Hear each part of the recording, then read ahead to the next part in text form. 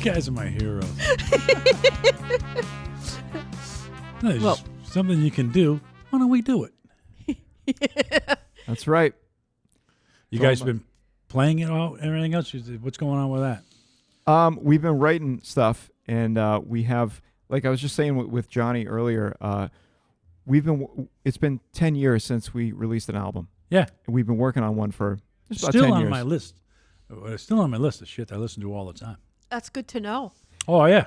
I don't. First but time I I'm saw glad you do. the funny part is I walked in to see you. I actually just looked it up before we got here. I looked it when to see you in 2015. Yep. I think. That sounds about right. 2015. My daughter, she actually just wrote a very nice thing. She's in college now, my daughter Abby, and she has she's got a big recital coming. She's a music minor, and she said, "How are you into music?" And she's because of my father. But we were driving down the road one day, and she said, "I want it." She was 12. I want to join a band. How the hell are you going to do that? They tell me the best way is to play the bass. So all right, first we went and got a bass, and which I did not realize we got a very nice bass for her Ernie Ball Sterling, which has smaller frets and a smaller neck. Yeah, those are nice. I did not know it was black, and she just walked in and picked that one, and she's swinging around with it. And I'm like, "Why do you want that?" I want to look menacing. But I walked in, and I just walked in. I didn't call. I didn't do anything. I just walked into the School of Rock when it was in that other location in Seacock, and Sean was there. Didn't know him, and I said, "My daughter wants to play. All right, what we do here is we do lessons, but you got to join a band." No, dude, she can't join a band. She's not any good. And whatever. No. That's how you get better. And it was just amazing how right you were and what she became. And she's very talented, all this other. And then, I can't remember, about 2 years later, they made me join. Yeah. Because I can play the guitar rudimentary. Still, it's about the best I can do. But I joined the adult band myself. And playing, the pressure of playing is what makes you great. Yes. Dude, it's so true. Yeah. The pressure, you get up in front of you sit in your bathroom and play like crazy. Nobody gives a shit. Yeah. Whatever. Oh, by the way, I got to ask, are we on right now? Yes, we are. What's the rule on swearing? Because I have a big problem with swearing. You can just be yourself. That's all we ask. People that know me say, you have a problem swearing, and I say, no. I have a problem because I love swearing. It's fantastic. It makes my jokes funnier. It makes everything much more bright. I think swearing is fantastic. You gotta. Your personality has to come through, or else what's the point? Yeah, I really don't know other way to do things. I get myself in trouble all the time. My children, I said, I really look forward to they're adults now, the two daughters, and they say, "Oh, I look forward to babysitting for your grandchildren." They just look at each other, and I'm like, "What? What's the problem? We can't have you near them with all the swearing." I'm like, you'll be all right. They'll be fine. But just by that they'll point, adapt. everybody's swearing. Exactly. Swearing is very part of the culture now. It's part of life. It's part of life. It's what are you going to do? It does make jokes funnier. It does. It does. 100%. So Matt, for those of you just joining us, this is Matt Dawson. He's a lot of different things. So we're going to get into all of that in this podcast. I might be the most interesting person alive. We think so. Yeah. That's why we have to have Matt on. That's the whole reason that we Indeed asked you to do this. I got a lot going on. Yeah, You do. You really do. So one of the things you have going on is you're an attorney. I am an attorney, but a very prominent one as well. Yes. Most attorneys that we know are not down to earth at all. You are, and you have a great sense of humor. What do you attribute that to? When I was starting as a prosecutor, I went to public high school at East Providence. I went to University of Rhode Island. I went to law school at night while I was working at the Attorney General's office. And I became an attorney in '95, and they give you these weak cases to try you out. But I won the first 10 cases I had, and the first 2 years I was winning all the time. And then another lawyer who had a significantly superior academic background than I did kept losing. So he asked me, not asking me. I came in after a win, and he started screaming at me. He was very upset. And how do you win these cases? And he walked away. And he came back and he said, I know how you win these cases. I said, how's that? You can talk to Joe Sixpack. And I looked right at him and said, no, dude, I am Joe Sixpack. That's the answer to your question. How you be regular? I'm just a regular schmo. I don't know how the hell this all worked out. I actually have a list on my phone. I just did something, a new job I got last year. That was my 30th job in my life. I worked in factories. I was a direct care provider at group homes. I was a landscaper. I delivered newspapers. I worked in a gas station. I have 30 jobs. I'm not going to list them all because, there's only so much time. But I'm just a regular person. I don't know. Things just have gone okay for me. And you do a variety of different things. You're not only law, but you're into sports, music, film, politics. So you obviously have a broad background. How do you balance all the things that you're into? You really can't. It's just somebody has to take the back seat. Get up every day. Just try to. You got to put everything on your phone for the calendar and everything else. You said politics. I do the chains at Boston College football games. I have been doing that for athletics. 25 years I've been doing that. I'm a state representative in Rhode Island. I lose track of all the things I'm doing. Every day, it's just do the best you can. Mm-hmm. That's all you can do. Yep. That's all you can do. And I want you to know the key to every one of those things is I have laughs at all of them. Everything is funny. I have a good time at all of them. That is what's happened to me through the years. There was a time there was nothing funny, and now everything's just funny. That's how I get through it. Honestly, you have to have that mindset. This is just a good time and have fun. And you have to make things happen. Nothing is given to you. You have to make things funny, and it just have a good time all the time. Yes. I am baffled by the amount of diversity and the amount of energy and time that people are spending on on politics and the great divide in the country and shit. Yeah. When if you look at it in the long term, we're all going to die soon, and that's all going to be like yesterday's news. Yesterday's news, exactly. And I just can't bring myself to spend the amount of time and energy on debating politics that so many other people seem to be doing on social media. And it consumes them. It consumes them. Exactly. It's everything else. Things are going to be fine. And it's, right now we're a particularly bad time for some of us, but it's all going to be fine. And the thing about you make a great point there. If you're going to have to get involved, you have to be tolerant.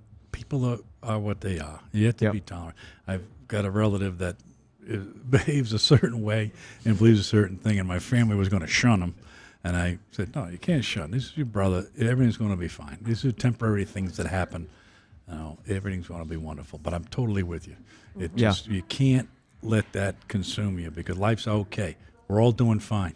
Yep. I don't like I got to eat breakfast, lunch, and dinner every day. Everything's fine.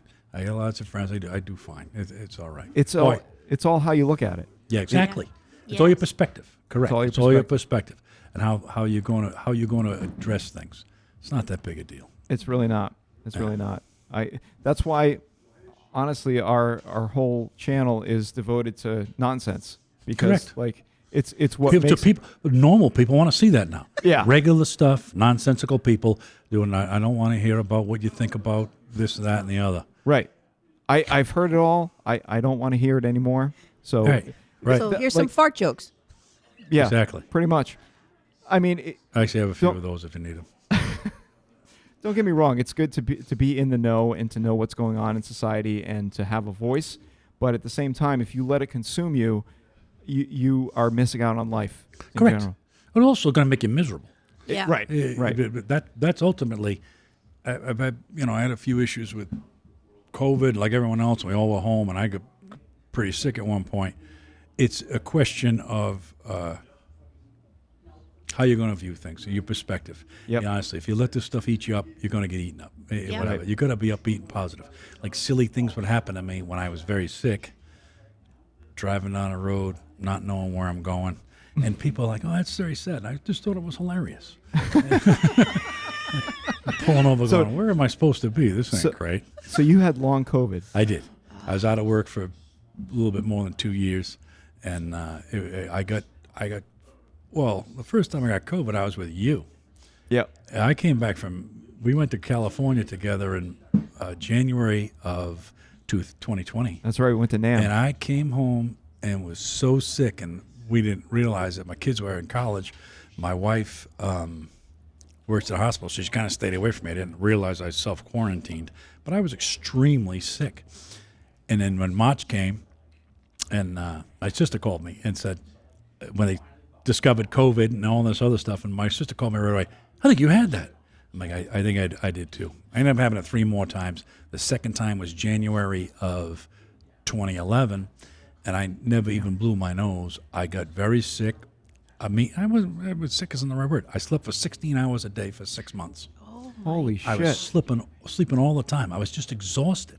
Yeah. And there's an echo of that now. I still have fatigue syndrome and whatever. And what were we talking about? No, and so it's a question. It's something I'm going to have to deal with the rest of my life. Again, I'm very upbeat and positive. Everything kind of made me laugh. And it's just a question of management. I have to. Did you get the vaccine? I got it twice. Which one did you get? I want to say Modelo, but I think that's beer. Something over than M. I got that Moderna. one. Moderna. That's what it is. Moderna. Yep. Yeah, I got Modelo and Moderna. Modelo. I got both of them. Honestly, I can't say did that make things better or worse. I don't know, and I'm blaming anybody. Everyone's doing the best they can. Right. It is what it is. Yeah. And it's just one of those things where you just deal with. It's just a question of management of my life. But my life's changed. Yeah, for sure. I mean, obviously it did for everyone. But so getting back to what you were talking about your daughters, which is how we met. You brought your daughter Into the School of Rock. in the School of Rock in I 2015. thought you just said the Zoo of Rock. Well, it is a zoo. Let's be honest. But in any case, you brought her in. She started playing bass. She joined a band. She became very successful. She's a very accomplished bass player, singer, all-around musician and actor. We'll get into that in a little bit. She was in a film that we worked on together. What is she doing right now? She's still in college. She actually has a recital coming up. She's a psychology major, and she's a music minor. And she's actually was in charge of the group they have. They have a association of all the bands that are there. She's played in different bands. She can play anything anytime. But Yeah. I always want you to remember this. I think it was 2017. January of 2018 was her first show. Eric Williams was working for you then. Yep. And he came out, and it was like I thought I was going to a recital, and it was at the Met in Pawtucket. And first, the bar was open. I was like, oh, this is different. So I got a beer, and it came out. I have the video right now in my pocket on my phone. I would never, ever forget it. They did Iron Man. And before the thing, Eric came out and said, "Are you ready for this?" And I said, I don't expect her to be too good. And he just looked at me and said, "Oh, she's great. She's the only one that can keep time. She's one of the best ones we have." I'm like, "Really?" And she came out, and this Iron Man, there's a little bass riff in there. I have that on my phone. I look at it all the time. I stood there I was drinking my beer. I had a videotape thing too. And my wife goes, "What do you think?" And I looked at my wife and said, "I think this is the greatest day of my whole life." Oh, that is And it so was. That's awesome. I will never forget that day. Oh. My daughter is a gift. It was shocking. And she was so good. Later on, she became a great singer and all this other stuff. And I got a bunch of other videos and all the things we do and all the things we've done at the School of Rock. And since then, she's been in other bands. But nothing's going to change that first day. When I was like, "Gee, oh my God, I can't believe this. This is Yep. fantastic." And if to tell you the truth, I could dabble in the guitar a little bit. It was an inspiration to me to join one of the do it. bands myself. Yep. And whatever else. And certainly not her level, but it's been a joy. That's been a joy as well. Everything has just been a joy ever since we did that. Can't express to you. Because she's never was going to be an athlete. Yeah. Different things she's going to do. That was her gig.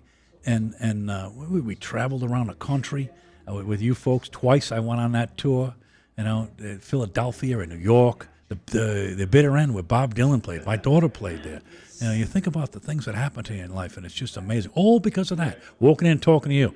You know, whatever else. And it was her idea. I love to tell you, I set this thing up. I had nothing to do with it. So last summer, I was playing a gig with my cover band in Cape Cod, and I'm up on the stage playing piano, and I hear Sean, and I look over, and someone's like waving at me, and it didn't register in my mind who it was at the time, but it was your other daughter. She told me that. Yeah. My older daughter. Yeah, she did play sports. Yeah, I made eye contact with her. I was like, eh. Yeah, and then I, like a day later, I was like, holy shit, that was... Yeah, she told me she saw you. Yeah. Yep. She's actually a good singer, too, but she just didn't go that route. She played tennis and lacrosse. She actually lives in Boston now as some kind of financial expert. I don't know. she's done well, too. No, that's awesome. So one of the greatest experiences that we've shared together is your daughter being on stage with Roger Waters at TD Garden. Imagine that. Yeah, that actually... two things about that. My daughter played with Roger Waters in front of 25,000 people, and then for the rest of it hasn't come up a lot. She's very. The thing about performance is she doesn't really have any anxiety about being in front of people anymore. You know, it's well known that the number one fear of Americans is public speaking. Yeah. Yep. Kids that come in there, they're just willing to do it. And she's in front of all these people. I don't even know if I remember they opened for Blue Oyster Cult. The things that they did was just amazing to me. But Roger Waters was just unbelievable. But I got to say, the other thing about all this is you and I are great friends, and you're going to ask me a minute about your co-owner, Phil Martell, and I became great friends. We went into business together and other things. That night, I had to go pick up these people I didn't know, John and Matt Ehrenberg. Yep. And I had to pick them up, and I don't think they're like the way I drive. But I ended up going out with John Ehrenberg.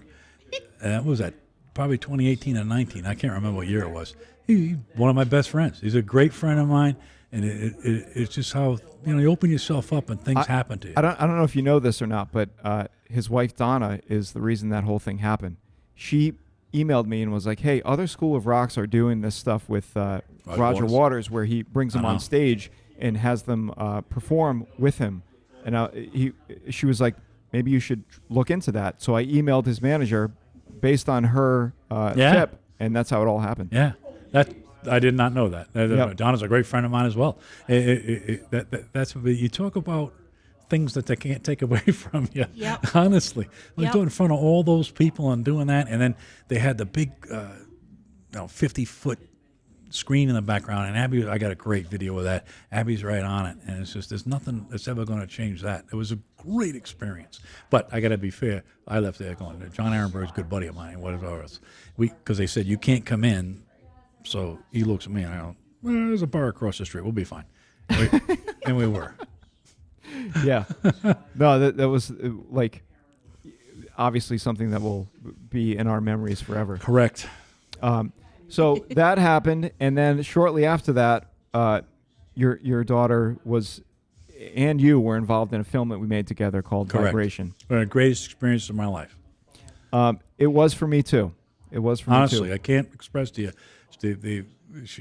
I don't know how the hell someone else was going to be the lead, and then I went to an initial thing, and because we were friends, and then all of a sudden Abby got the lead, and I remember being out there at 4:00 in the morning in the woods, holding up lights and all these different things. I think I was an extra twice. I was in a diner, and then I was the vice principal of the school. I don't know if you're going to segue into this, but it ended up being a great experience for me because of my IMDb page.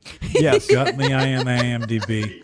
Those of you at home, Matthew Dawson, IMDb is outstanding. We're gonna do that right now. I'm just gonna read some of your IMDb. My biography. Matthew Dawson. Look up Matthew Dawson on IMDb. As a teenager in the 1980s, while working as a bag boy at a respectable golf club in Hayden, Ontario. How much of this is actually true, by the way? 0.0. Okay. Matt Dawson caught the eye of local casting director who marveled at his pale complexion, unusually large head, and oddly misshapen eyes. That's actually true. I have misshapen eyes. Okay, so that part is true. Indeed. Okay. He was Good immediately offered the opportunity to play the victim of lawn chemical poisoning in the golf-themed film Make Par Not Pesticides. Although the film was panned by both critics and the pesticide industry, Dawson's zombie-like portrayal of an amateur golfer exposed to radioactive waste caught the attention of many filmmakers working in both horror movies and television marketing. In the last 30 years, Dawson has gone on to appear as an extra in more than 200 motion pictures, television shows, and commercials, frequently as dead bodies, zombies, and various pieces of lawn furniture. Dawson now lives in East Providence, Rhode Island. That part is true. Where he plays guitar in a band called Liquid Courage. Also true. Which is also true, yes. Great name. Owns a bar called Red Door, also true. I forgot to mention that. And is a well-respected elected official. Okay, so some Also of that, true. Also like true. 6 things are true Yeah. amongst all the chaos. All right. So a great deal of that is true. But- 6 little small parts. The main gist of it is a complete lie. Yeah. But there, okay, the trivia part of your IMDb is really the part that's. Now, this is important that you have to understand when I did the trivia. First, the IMDb people say they're going to send this off to be reviewed, that people care about this. I immediately learned that is not so. You can put whatever you want. Secondly, you can put, like, I'm from Mars, this is crazy stuff. The trivia I put in, again, all not true. I wanted it to be where you could think, that might be true. Maybe it's true. And then whatever. Go ahead. Okay. So, trivia on Matthew Dawson's IMDb page. Ordained Dudas priest, having seen The Big Lebowski over 700 times. I have watched this film quite a few times, but I think probably- 700 is probably a little bit. a little would be bit like over. a full-time job. Yeah, for sure. Yeah. Okay. Played guitar, harmonica, mandolin, and washtub bass in a bluegrass band called Smoky Mountain Groin Pull. That didn't happen. They were somewhat popular in rural Tennessee for 6 weeks in the summer of 2007. Could be true. It could be true. It's not, but it could be. It's not. Was cast in a recurring role in Star Trek Deep Space Nine, but was fired for refusing to break character and speak only in Klingon, despite being cast to play a Romulan promenade pigeon wrangler throughout the production. You had to watch Deep Space Nine to understand that. If you're a Trekkie, that's kind of funny. To everyone else, they don't understand. But Yeah. again, not true. Originally cast in the 1998 film Everest, but his scenes were cut due to his inability to climb due to fatigue, shin splints, and alcohol dependence. I have had all those things, but that didn't happen. Okay. Here's the next one. Sublime vocalist, often referred to as distant cousin of the songbird of his generation. I got to be honest with you. I wrote that on the fly. I like that a lot. Again, not true. Okay. All right, good to know. I'm proud of that one. Father of Kelsey Dawson and Abby Dawson, noted teen actors, well-known community activists, and part-time circus performers. They are my daughters. I knew they would look at it, and I had to include them, yet insult them in some way. That's good parenting for you people at home. That is. Was selected in 1977 to play rhythm guitar in a reformation of the power pop band Badfinger. Was unable to participate in the project because he was 9. I was driving on the road one day, and a Badfinger song came on, and that came into my mind. I like Badfinger, and obviously that is ridiculous. But hilarious at the same Indeed. time. Well, it's like that actually is too far. That no one thinks that's true. Prolific singer of the national anthem. He has performed for the PBA, WNNA, FIFA, and NASA. Again, this is where I'm like, that might be true. It's not, but it might be. Yeah. For someone reading that who doesn't know you, it's believable. Exactly right. Then people don't know what the Professional Bowlers Association is. Right. I sang the national anthem for them. Why would anyone care? Here's the next one. Was the official vocalist for the Professional Bowlers Association for 12 years, 98 to 2001, and has performed the national anthem in 436 separate bowling alleys in 5 countries, known for his signature bossa nova calypso arrangement. Again, I'm very proud of that. I actually was watching a Tom Jones video where there's this calypso version of Delilah, And some reason I said, I could use that in my trivia. That'll be good. Dude, you're the only person I've ever known who has done this with IMDb, and it's Yeah. fascinating. It's just amazing that I got away with it. Yeah. And they tell you, this is important stuff. You can't lie. You're It's right. nothing but lies. All right, here we go. Set a then record for movie-related weight gain by gaining 62 pounds to play a young Tip O'Neill in the proposed biography entitled Tip Top Tip. The film was never made, but he kept the fat anyway because he ate sit-ups. I have gotten a little heavy in my old age. I say tip top a lot. And I just was saying it one day. I was like, I can work this into something. Yeah, again. Dude, fucking phenomenal. Yeah. All right. How do I get back to this? It's funny that the other thing I do is I'm a state rep, and somehow that got out, and people's minds are blown. Like, and the funny part of the thing is occasionally someone will think some of it's true. And Yep. that's just joy for me. Do people ever come up to you and That's ask just you joy. about That's your just IMDb joy. page? Yeah, is any of this true? What do you think might be true? And it'll give me something. That could have been, maybe you did sing that national anthem in a bowling alley. And I try to be very, I don't know, I don't say anything about it. Dude, I don't fucking deny. awesome. National anthem in the bowling Okay, alley. here's the last one. Longtime vocalist, guitarist, and songwriter with the band Liquid Courage. That's true. That's true. Wrote and performed the theme song for Evil Dead 5, Having My Demon. The song was initially nominated for a Golden Globe, which was later revoked after legendary songwriter Paul Anna brought suit That's what it alleging was. copyright infringement due to his resemblance to Having My Baby. I heard Having My Baby on Casey Kasem one Saturday, and I said I can make something of that. Actually, what's fun is Having My Demon and whatever. Liquid Courage is a good name for a band, which I came up with all on my own. That is possibly the greatest band name It's actually, I of all didn't time. come up with my own. I was skiing with a friend of mine, and we were going on a very high mountain, which we had like a black diamond. I don't even know what that is. We were going to die. And then he advised Liquid Courage, drank a lot. I didn't die. Dude, it's It was a good name. When I said it to you that day, you were like, that's a good name. yeah. And I actually, what Phil doesn't, when I bought this with Phil, I actually copyrighted it. I own that name. There you go. Indeed. You Liquid Courage is should. a great name for a band. I don't want anyone stealing that. It's the best. If I had any talent, it'd be worth it. But I would venture to guess that it's already been used, but no. I've Googled it a bunch of times. There was a band, but they don't have any legal obligations. But they had a nice logo, which involved a flask, which I used on something else. Liquid Courage on the side of a flask. It was good. so when did you start playing guitar? In college, a long time ago, I decided I wanted to play the guitar. Oh yeah, that's what happened. What happened was, you should probably just edit all this out, but I bought a guitar, a Yamaha, and I learned how to play it, and I took a few lessons. And I lived in an apartment, which was not the greatest apartment, but it was on the water in East Providence. I lived on the water, which was great. And then one day we got broken into. It was Valentine's Day of 1991. Valentine's Day of 1991. There we go. I got my house broken into, and they stole my guitar. It was one of my neighbor's kids. He wanted to move to Florida for some reason. But the saddest thing I ever saw as a musician, I was very sad, and he knew we were on to him. And I said, don't wreck my guitar. I want my guitar back. And he was nervous. What he did was he went down to the dock near our house, and he threw all my goods, my sneakers, my stereo, everything I had into the water. Oh shit. So I took a very sad walk one day.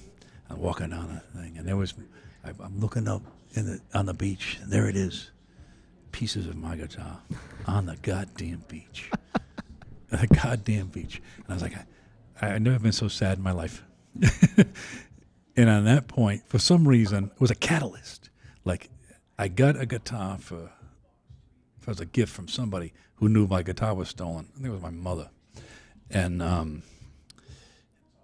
I started playing a lot more. I was just, I'm not that good, but I find if you leave it out and pick it up all the time, if you're going to be very good, you have to play 8 or 9 hours a day for a long period of time. I don't have time for that. Yeah. So I do the best I can. And then what I do have the ability to do, both like you said, I play an harmonica. I can just learn one song at a time. Just what you said about learning. If you have to, I play a mean blackbird. I can play all these weird things. I also find that people have their own. I finger pick. I don't use a pick, and I can finger pick. And once I retire, I'll stop playing a lot more. But then I'll be too old. What are you gonna do? But anyway, I can play the guitar. That was a long answer. That was a long answer. You're never too I old. just said that to be kind. I'm going to play forever. No, but like one of the things I've noticed about you is you like whatever you lack in technical ability, you make up for in performance. Like you're a natural performer. No matter what your skill level is, when you get up on stage, you command the stage. Yes. And you're the center of attention all the time. Yeah, I think it comes from. I don't know where that comes from. I think it's just how you are when you're born. I don't know what makes things like that, but the things that I've done in my life have just enhanced that. I was a trial attorney for many years. We discussed that earlier. I was a trial attorney. I get in front of people and talk, which again nobody does for other things. I mean, eulogies and different things at different events. I always have to talk. It's not a problem. It's just something that comes to me naturally.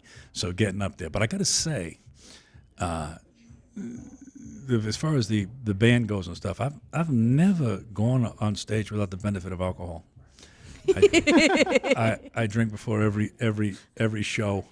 Only one time we were in Boston, I drank too much. That's the only time. I remember that story. Yeah. I started heckling the crowd, and I told them, "You're the ugliest crowd I've ever seen in my life." Which, although was true, You did not. Oh, I did. You people are ugly as hell. This is unbelievable. I shouldn't have done that. It was true, but it did not go over well. No, but so your experience in being an attorney and just life experience in general has led to you being just a natural Still laughing. a natural performer. Do you ever get nervous before you go on stage? Always.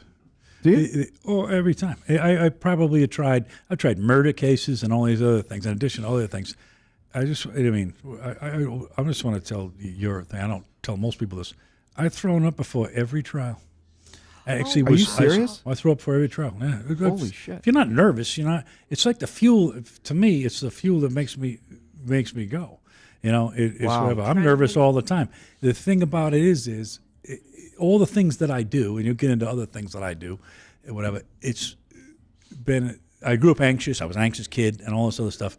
The ability to overcome it is what really fuels me. And to be fair, I took the most stressful job in the world, being a trial attorney. It's a stressful job in the world. The stressful things I do, other things I've done, and just to convince myself that I can overcome it is really the fuel that makes everything happen. I'm just Wow. afraid to do it all. Yeah. I do it anyway. Wow, that's amazing. Yeah. No, it's not amazing. It's just, Yeah, but that's how I do it. I would have never pictured. I could, I know, because I seem so confident. Which sometimes I am. But it's not a situation where I think I'm anything wonderful or anything else. It's just I grew up anxious. I was afraid of everything. And what are you going to do? Be nothing or let that dominate you? And I just said, I'm going to do the craziest things you ever saw, and I'm just going to overcome it. And I do. So but it's tough. Yeah, you took that and turned it into a positive. You Correct. took a negative, turned it into a positive. It's a question of management, and it's a situation where, all right. And the funny part of it is not. I throw up before every trial. It's like I like to preload the anxiety. Oh, let's get this over with, and then I get up, I stand up, and I'm fine. Like when you see me, it's fine. But then I was watching a documentary on Bill Russell. I like the Celtics. I like Bill Russell. You know, Bill Russell threw up before every game. Every game he ever played. He's one of the best. In my opinion, he's the best basketball player ever. One time he didn't throw up, and his coach, Red Auerbach, said, "Bill, you haven't thrown up. I need you to get in there and get that done." and it was like, "Oh yeah, I forgot."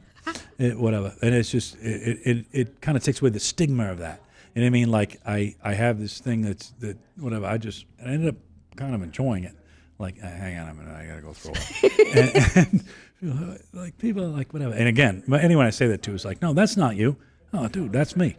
But I seem much more confident than I actually am. Dude, that's fucking fascinating to me because like like you said, you're one of the most confident people, if not the most confident person I've ever known. And I'm totally not. Another lie.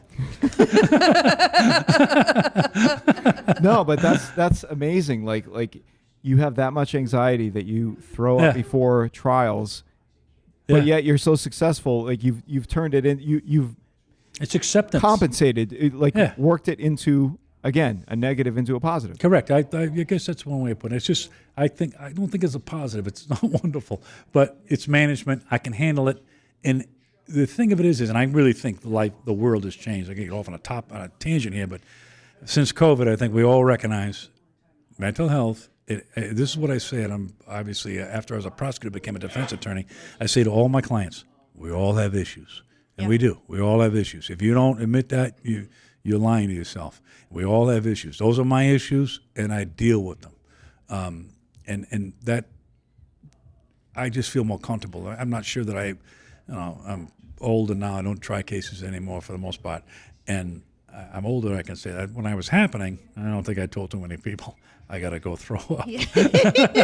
At the time, I was like, I know, we don't want to seem weak or whatever. But now I think it's commonplace. We all got issues. That's how I deal with them.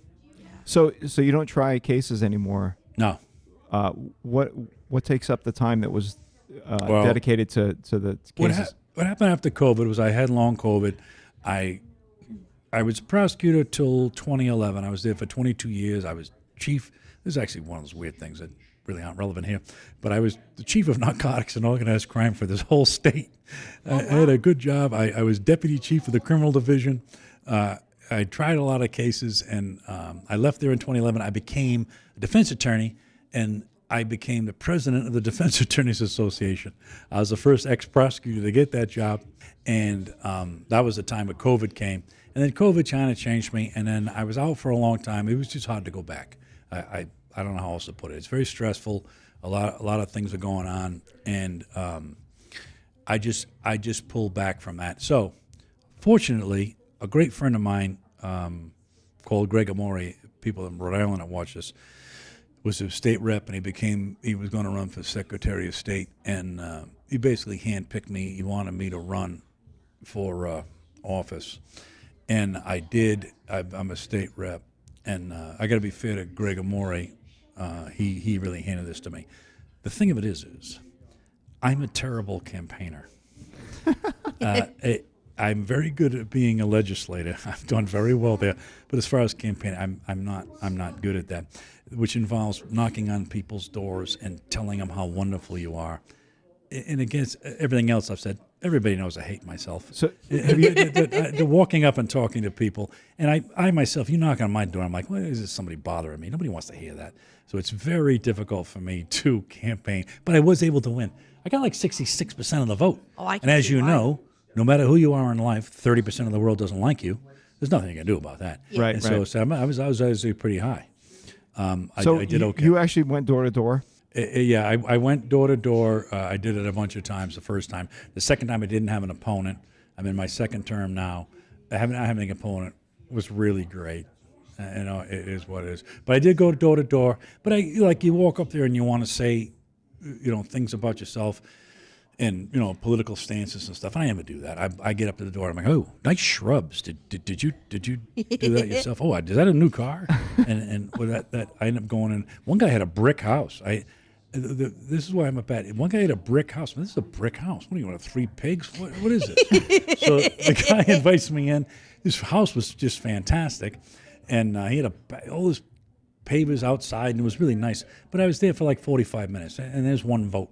And that's Yeah. not good campaigning, Guy likes me. Right, right. Like that's not good. I don't think I have a great future at it, but whatever. I think the people in my district know I'm doing very well. I actually do very well at State House. I get involved in a lot of very serious stuff. Again, I have to get up and talk all the time.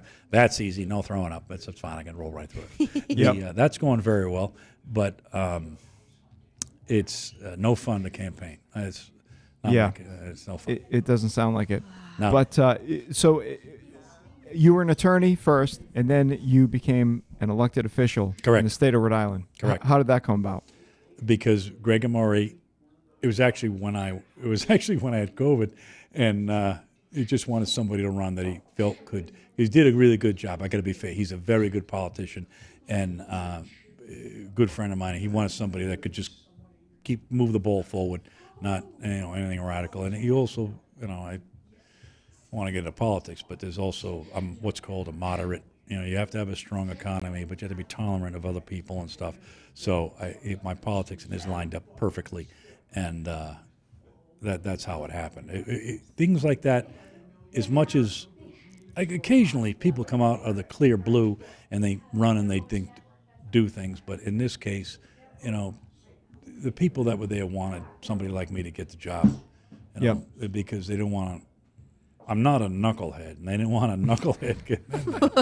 I'm relatively calm, and things go fine. I'm the type of person they wanted, and I got a lot of backing, and I still do have a lot of backing from people. And I to be fair, I think I'm a very good legislator. Crappy campaigner. So moving backwards, like you said, you had like 30 jobs, and then you somehow landed on being an attorney. How did that come about? Well, if you want the truth, I got involved in politics when I got out of college, and I met a fellow named James O'Neill that was the Attorney General.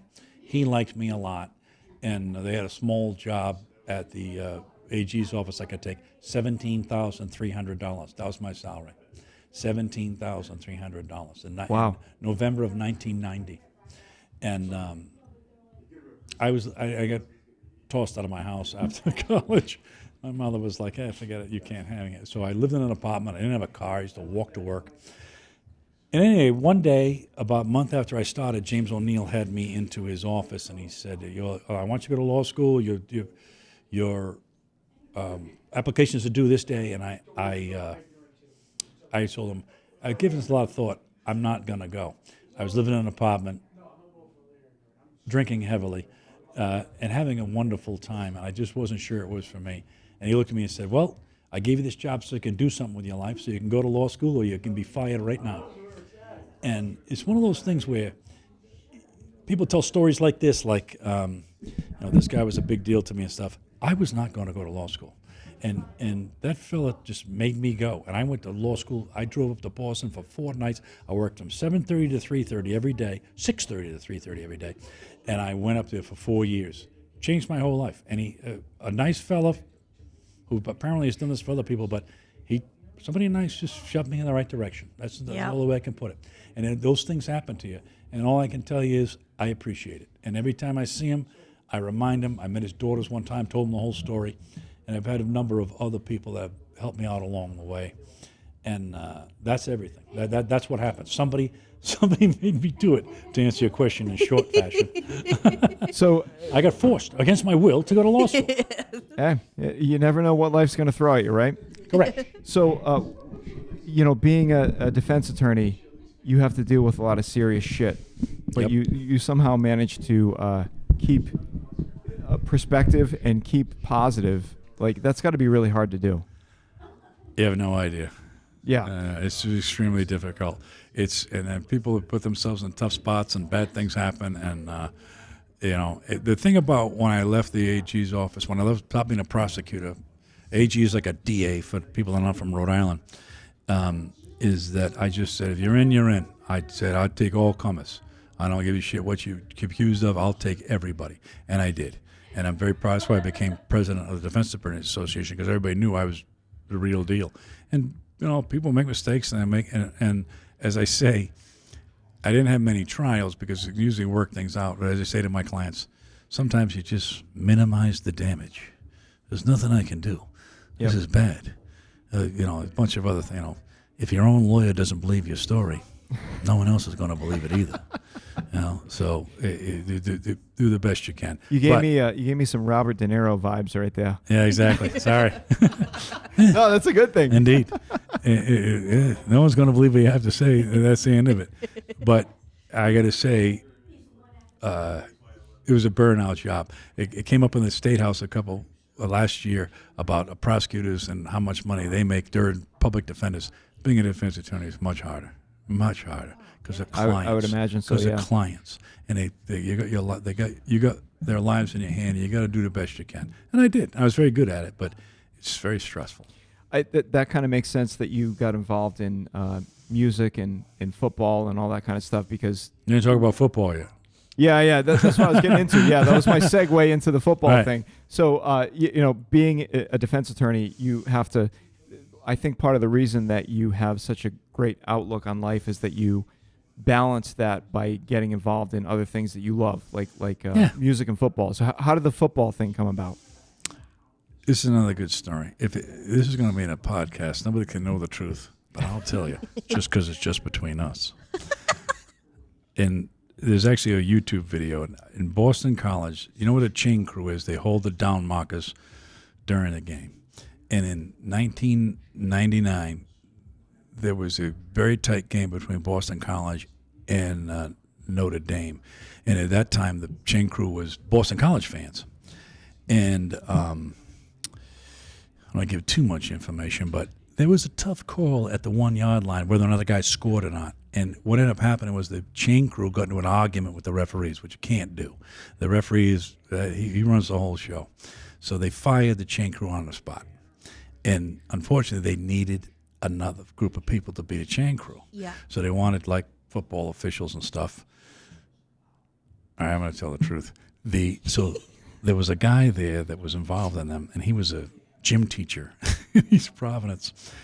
And he decided he was going to go back and get other gym teachers and coaches and stuff to go do that. And they all said, no, I'm not doing that.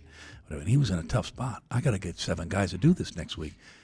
And he stopped at a bar on the way home, and there we all were. And that's how I got the job. No shit. Wow. Yep, that's how it happened. And the thing of it is we are perfect for that job because you stretch the chain, you do, you put the clip on it, which I'm a clip man, and other things. But shut your mouth and do what the man tells you, and you got no problems. I've been doing it for 25 years. Oh, wow. Wow. We've done, I think last year was our 170th game. They took us to Ireland, Boston College. They took us to Ireland. I've been to Ireland. I've been to a bunch of away games. Been to Clemson twice. We went to Penn State. It's been a dream. It's one of those other things where you just fell into it. Like everything I've basically said to you so far, I've just fallen into. Yep, that's What are you how gonna life do? happens. That's how life happens to you. People that are wondering, your wife is as cool as you, if not a little bit cooler. That's probably true. That's probably true. Actually, No, she's I'm married 30 years this year. Oh, wow. I didn't want to put you on the spot and ask you that, but that was one of the questions we had. So you've been married 30 years. 30 years. This is our 30th year. wow. 6 years before that, too. This poor woman's been with me since 1989. You got to feel No, for her. she's like one of the sweetest, like I can't describe. She's like one of the sweetest people. She's never going to give you a hard time. Never going to look down on you. Never going to yell at you. She doesn't She's also judge just a social anybody. worker. Exactly. She's a Yeah. social worker. She knows what's going on. Very easy going. Actually, having a mental health professional is very important in my household. Yeah, That I actually can helps see. a ton. Yep, There's no doubt about I it. could see That's that. not bad. And So- she's got this sense of humor like you too. Oh, yeah. Yeah. She might have rubbed that off on me. Yeah. So what's the secret to having such a long marriage? See what you do a long marriage is easy.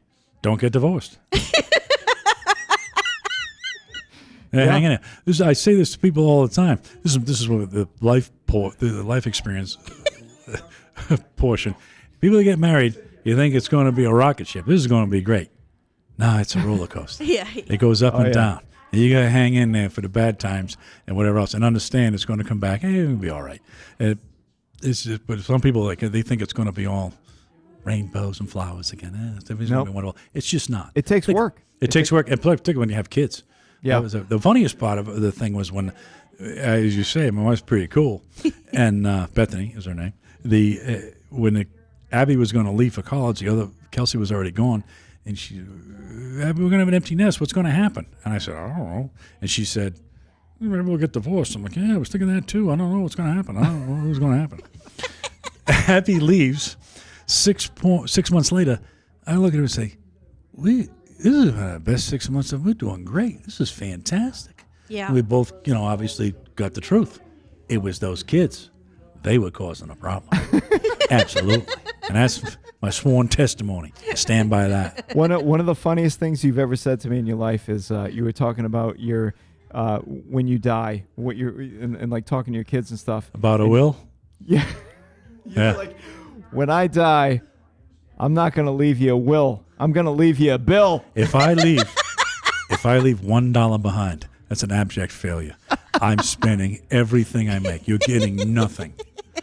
I mean, they went to private schools. They went to college. I did the best I could do. I'm not leaving you. If I leave $1 behind, total failure. I'm not leaving a will. I'm leaving a bill. Yeah. So you have the right balance between being, a disciplinarian and also fostering creativity, because your daughters are two of the most creative people I've ever met in my life. So that's You know something? awesome. It's easy to have. Daughters are the best. And my wife, in our house, she really ran the show. She took care of everything they needed. I did the little bit I could do, but I appreciate what you just said, but the credit goes to them. They are the ones who do. Well, who the do other things. side of that is you were the only man in a house with 3 women. I know, and a female dog and a female cat, and nobody likes me. So it's not as easy as it sounds, but it worked out okay. Nobody likes me. Indeed. So we'll transition into where we're at right now, which is Red Door, which is the bar that you own with Phil. Well, that's the other thing I didn't mention. I also own a restaurant. Yes. We're sitting in it. We're sitting in it right now. Red Door in Providence, Rhode Island. You and Phil bought this bar in 2020 and On September 11th of 2020. Oh, shit. wow. Yep, that was the closing day. I'm like writing the thing, and they make you write the date, and I'm like, it's September 11th. Does anyone else notice this? That was like a thing. I'm like, it could be a disaster. But Well, it's definitely not a disaster because you guys transformed it into an amazing venue that, like I was talking about with Phil, as much as we rag on Providence, it's really a beautiful city, and this place really contributes to that in a big way. I think most people, as time goes on, Providence is really on the up, and more than a lot of other cities on the East Coast. We're just getting better and better. It's tough times right now, but we're going to keep marching forward. Yeah. Providence is on the up. Things are doing well. Restaurants and Federal Hill and things that go on. As I often say, I consider Providence to be the Silicon Valley of food. Yeah, meaning you got obviously the best Italian in the world. You got Mexican and Korean and other Asian, Thai and other things, German and lots and lots of Irish bars. And it legitimately you can get anything you want, and its food around here is excellent, and I really stand by it. And I find this place, everything I just said, all I wanted from this place, I didn't contribute as much as Phil did. Phil's actually I know he said he was in construction, but he's like an artist. And if you go downstairs and look at the ceiling that he built, I'm watching him do it. I'm like, what the hell are you doing? And it's the best ceiling ever. No one's ever had anything like that. Yeah. And all the things that he did. I scraped the walls here, the bricks. I actually had. That was when I had COVID. I scraped the walls. So that's about all I could do. I actually was the cleaning crew for the first 6 months. I came here and mopped it every day. Dude, that's awesome. It actually needs a mopping. I don't know what else. But this place, all I wanted was it to be eclectic. I'm a very big fan of a bar called Mudville in Newport. And I was in there one day before we had kids, and on one side of me was a fisherman, the other side of me was a CEO of some big company, and we're all sitting there talking like we're all in the same class and whatever else. And that's what I like. I like everybody's welcome here. Yep. There's a gay pride flag outside, and everybody's welcome here. Yep. And I just want all walks of life to feel they are welcome. And I have nothing to do with a lot else, but on that, I'm very proud of it that everybody feels welcome here. Yes. And that's all I really wanted. That's important. Yep. All right, so we're almost out of time, but we got a game that we want to play with you. No, that's fine. This is same thing we did with Johnny. We're going to do name the song, and we're going to quote some lyrics from the song, and we want you to name what it is. I'm actually pretty good at this.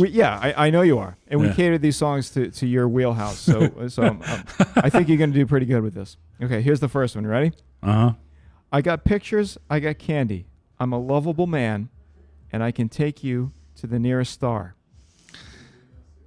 I gotta sing it. No, I don't understand. Give me a second. Let me put it more in the way it goes in the song. I got pictures, I got candy. I'm a lovable man. I can take you to the nearest star.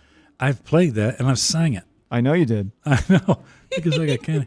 I can't. But it's weird when you say it. I don't want to say it as you're speaking it like a normal human being. Oh man, I can take it to the highest star. I can't. I don't know. It's Vehicle by Vehicle is Ides of my March. best song. It's the best song I ever sang because I'm a low man. I can Dude, get the highest that's star. that's why I picked it because That's my best song. That's one of your best songs. Yeah. I've sang that like 10 times. No, in considering practices, maybe 50 times. I didn't know it. Well, whatever. All right, That let's has go to nothing the to do with long COVID. That's regular stupidity. That's regular old stupidity. Regular old man problems. Yep. All right, here's the next one. Okay. Blondie, it could not have been done without you. Who conceived the one? Nope. No? I'm not gonna be good at this. This is not my. You should ask me about the Constitution or. It's Isn't She Lovely by Stevie Wonder. Oh yeah. That's actually my daughter's. We play that to my oldest daughter. She cries every time. I play Really? it to her on a thing. Yeah, I put it on one of her Instagram things, and she loves it. And she just bursts into tears every time she hears it. Oh, that's Very awesome. emotional. I don't understand that. All right, here's the next I haven't one. had an emotion since 1977. I wish I did, but Okay, here's the next one. Baby, it's no good. We're just asking for trouble. I can touch you, but I don't know how to love you. no chance. These are all songs you've done in I still songs I've sang. Liquid Courage. I That's why said picked that. it. Aaliyah by Donnie Iris. And the Oh Cruisers. no, Mike Larkin sang that. I did play the guitar though. Okay.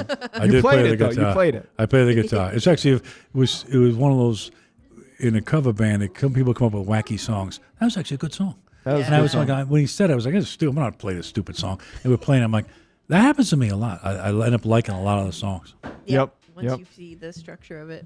All right. Here's the next one. I'm not gonna get it wrong. Just go ahead. If I don't hear the music, if you I know, play, it's if you hard. played the music, I could sing the lyrics. Yeah. We next time, if you come back again, we'll do just the music. I got to come back again after this debacle. We'll do instrumental, Yeah, like you play some songs without. I can do it. okay. No, you got to Yeah, do it the for words us next it's just time. difficult. You can do it. All right, here we go. Here's the next one. You went and found you a guru in an effort to make you a new you, and maybe even raise your conscious level while you're striving to find the right road.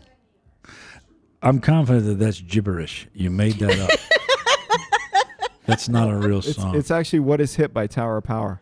And I mean, I never did that song. But Okay. I don't Okay, know. fair enough. Yeah, we started out with songs that we know you had done before, and then Yeah. we had to branch I'm out clearly into... not good at this. I wouldn't be either, actually. Indeed. I need the All right. tunes. Here's we'll do two more. Looking Maybe look two more wrong. What am I gonna bet? All right, I'll get one. Let's go. Looking My at the goal is to devil. get one. Okay, looking at the devil, grinning at his gun, fingers start shaking. I began to run. It sounds familiar. Nope. Thank you for letting me be myself by Sly and the Again, Family yeah, Stone. yeah. And I love Sly and the Family Stone. Great album.